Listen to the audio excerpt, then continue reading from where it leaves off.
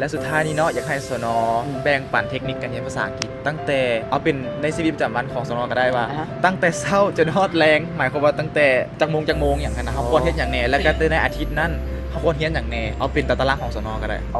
าแบบละเอียดเลยโอเคเอาแบบเรียงเลยโอเคเอาตั้งแต่เริ่มต้นแล้วเนาะตอนเริ่มเรียนใหม่ๆคือเรียนใหม่แน่นอนว่าเฮาบ่ฮู้บ่คำศัพท์บ่ทำอิฐสามเณรจะแบ่งออกเป็นหมวดเนาะสมมุติว่าทิศนี้เนาะเรียนเกี่ยวกับวันเดือนปีบ่สมมุติว่าทิศนึงมี7มื้อบ่โดยคือทิศนึงนะจะเล่ามื้อ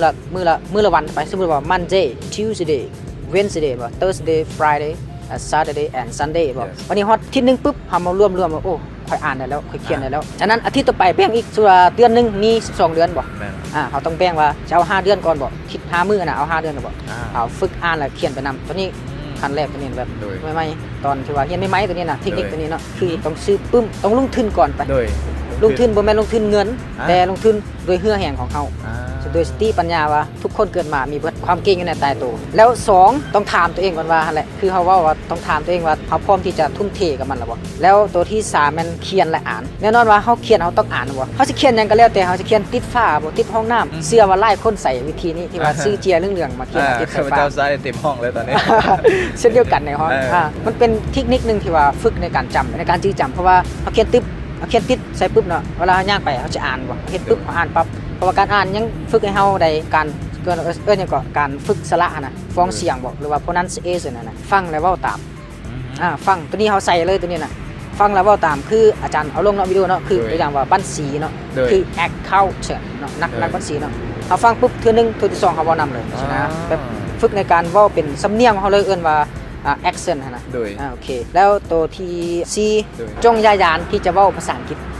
จงยายานที่จะเว้าภาษาอังกฤษเวลาไปเรียนเนาะให้อาจารย์สอนภาษาอังกฤษนะข้าพเจ้าสิ say hi hello เลย